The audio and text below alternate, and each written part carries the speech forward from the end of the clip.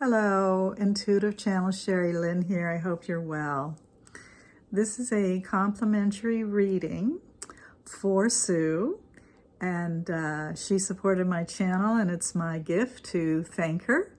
And if you're interested in receiving your own complimentary reading, just comment below and I'll give you the details. It's very easy. It's my way of appreciating your effort to support my channel. So Sue wrote, and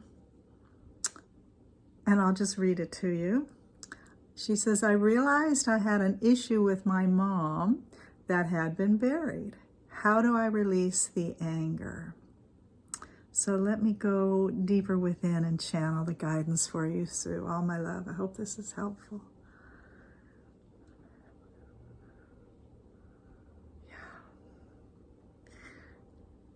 First, Spirit wants to say praise, high praise for you, for your awareness that you have the anger, who it's, they're saying aimed at, and know that there is a solution to it. And it's really healthy. They're saying that it's bubbled up to the surface. To be healed, to be released. So they're just saying no blame. They keep saying no blame. Don't blame yourself for being angry. It's healthy to have it show up so you can address it and release it.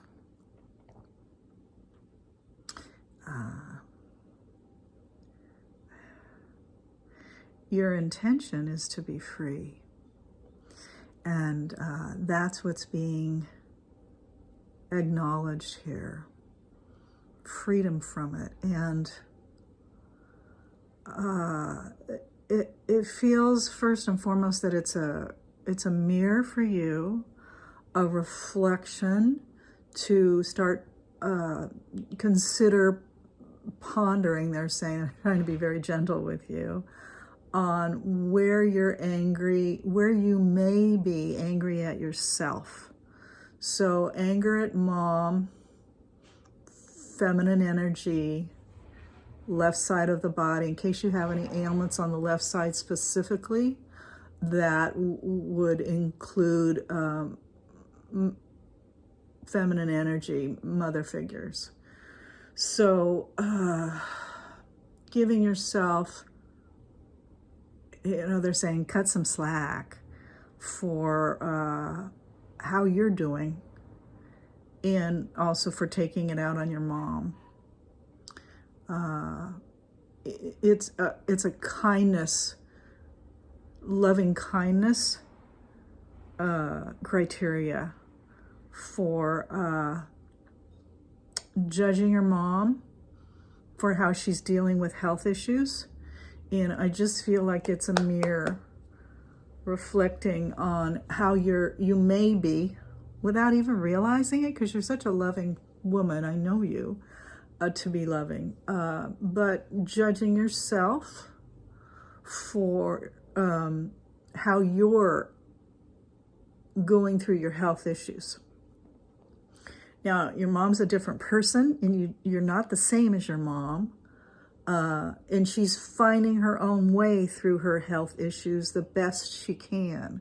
And it, from the outside as an observer, it might not look like she's doing a great job or being loving to herself. And it's not the way you'd do it if you were in her shoes, clearly. But it feels like there may be self-judgment that,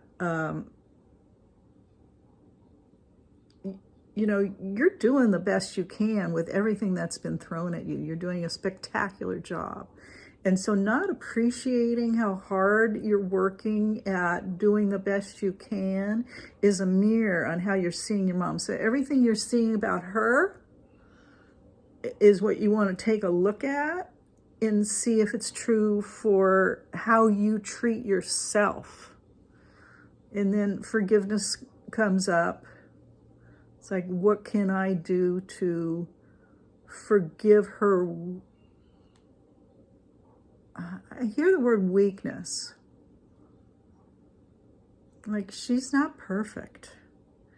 And with what she was raised with and what she knows, this works for her. So,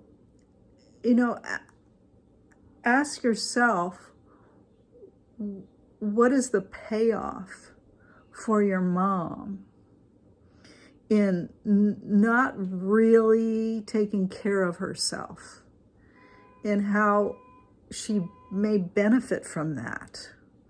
The attention and people thinking about her and people worrying about her. Oh, Sue, it also gives you the opportunity to choose you first, because she's very demanding.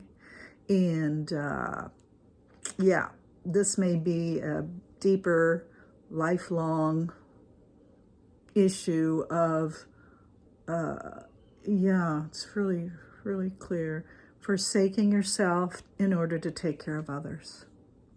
So she's volunteered subconsciously to be that teacher in your life, so you get to choose you. And she's really adamant about this. Me is the feeling I get. And you're trying to take care of yourself and heal, and putting her first is going to put you second. And you'll be second fiddle. And so that's the real lesson and the growth in this is, who do you want to put first? So sometimes other people behave in a certain way, and Source uses them to get our attention for growth and lessons and resolving old beliefs and wounds. It feels like yours is related to putting others first and not valuing you. And where does that come from? It comes from the way we were raised. So, like, you can't blame yourself. But now, as adults, we get to choose if we have value and we deserve. So, I had a therapist once who was very blunt. She was a tough cookie, but good, helpful, insightful. And once she said to me, "What's the payoff, Sherry, in behaving that way?" Like something I was going through. And boy, it took me aback. It's like, payoff. I was, I didn't want to see it, but I took a look at it, and it was like victim consciousness, getting attention for having a problem, rather than energy put into solving it. So I'm not saying that's your issue, but the question of what's the payoff, how do I benefit from this, is very relevant here. Just thinking about it.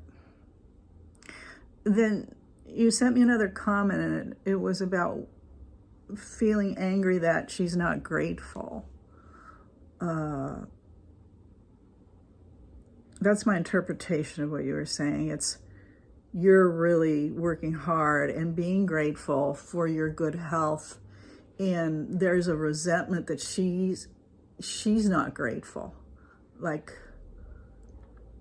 there's an issue with gratitude in here. Let me get it, Sue.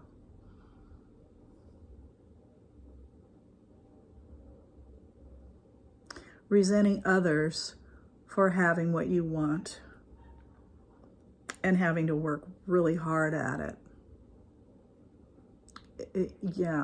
It has to do with working really hard. And I just got an ache in my heart. So there's resentment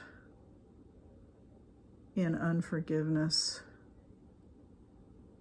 and of her, but I feel like it could be a mirror for you too. It's right here. This is my heart area, your heart chakra. You don't have to be invested in her illness. It feels like distancing yourself from it may be the most benefit for you.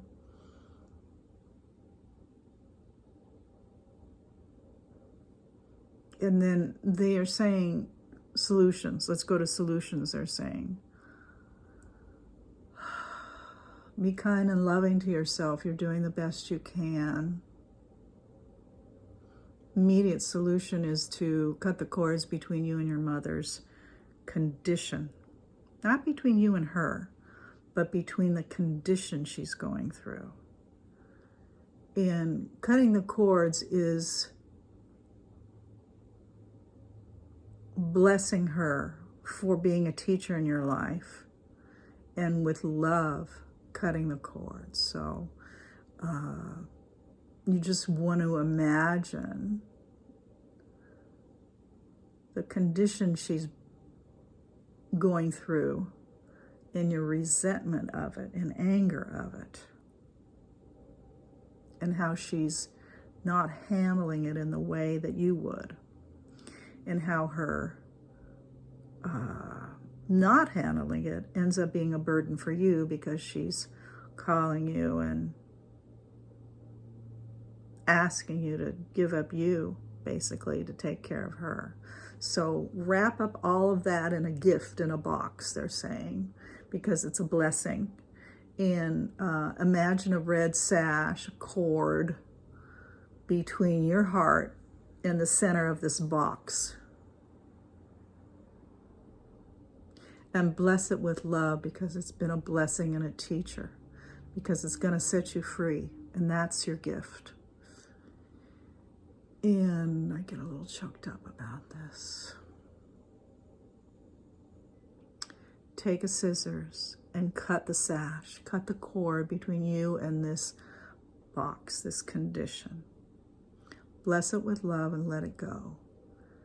And in your mind, watch what happens, because the box will change and indicate to you how it got resolved.